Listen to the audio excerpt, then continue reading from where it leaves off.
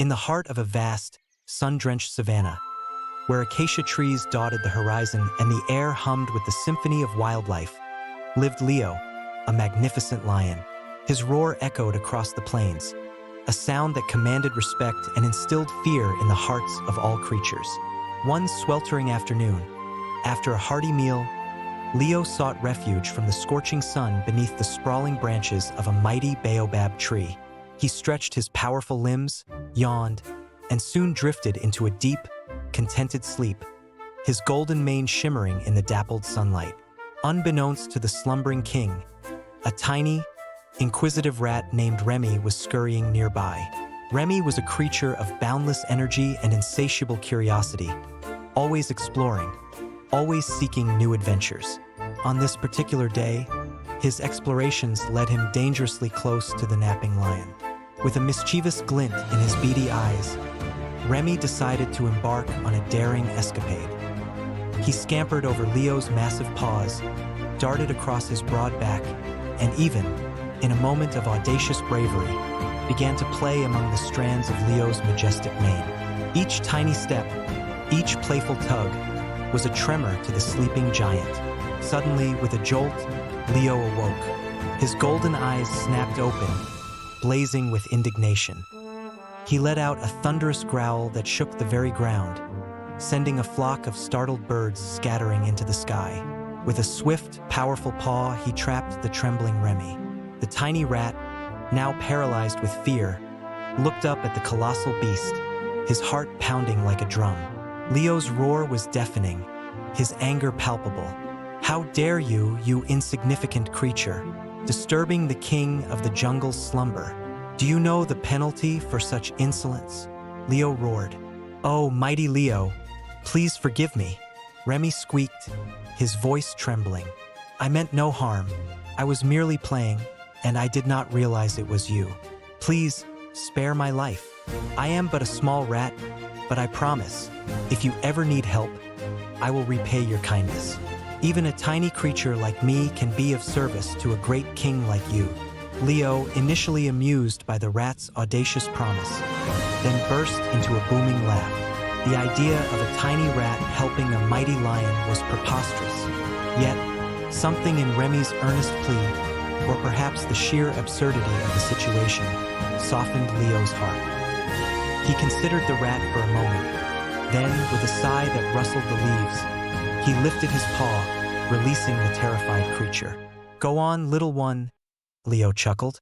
"Your promise is amusing, but I doubt a creature of your size could ever be of use to me. But for now, you are free. Learn to be more careful where you play." Thank you, mighty Leo. I will never forget your generosity," Remy cried, bowing profusely. With a grateful squeak, Remy scurried away, disappearing into the tall grass, his promise echoing in the lion's ears. Days turned into weeks. The incident with the rat faded from Leo's memory. One evening, as the sun dipped below the horizon, painting the sky in hues of orange and purple, Leo was on his nightly patrol. He moved with silent grace, his senses alert to every rustle and scent. Suddenly, a sharp, metallic snap echoed through the quiet savanna. Leo found himself ensnared in a hunter's net, strong ropes digging into his flesh, pulling tighter with every struggle. He roared, a desperate, frustrated sound that was unlike his usual commanding bellow. He thrashed and clawed, but the net held fast. Panic began to set in. Miles away, Remy, foraging for food, heard the distant, distressed roars. He recognized the sound instantly. It was Leo. Remembering his promise, Remy, without a moment's hesitation, raced towards the sound, his tiny legs a blur. He found Leo, trapped and struggling, his powerful form helpless against the hunter's snare. Without a word, Remy began to gnaw at the thick ropes with his sharp teeth. He worked tirelessly, his small jaws cutting through strand after strand. It was a slow, arduous task, but Remy was determined. "Little rat, is that you? I never thought," Leo whispered weakly. "Hold still, mighty Leo. I told you I would repay your kindness," Remy muttered between bites. Finally, After what seemed like an eternity, the last rope snapped. Leo was free.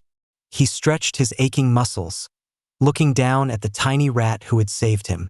There was no amusement in his eyes now, only profound gratitude and respect. He nudged Remy gently with his nose, a gesture of deep appreciation. "Remy, my friend, I was wrong," Leo said softly. "You have taught me a valuable lesson today. Even the smallest among us can possess the greatest courage and be the most loyal of friends." "Thank you. It was my honor, Leo." "A promise is a promise," Remy beamed. From that day forward, the mighty lion and the tiny rat became the unlikeliest of friends. They roamed the savannah together, a testament to the idea that true friendship knows no bounds of size or strength. And so, the tale of Leo and Remy became a legend, whispered among the animals, a reminder that kindness, no matter how small, can return in the most unexpected and powerful ways. The end.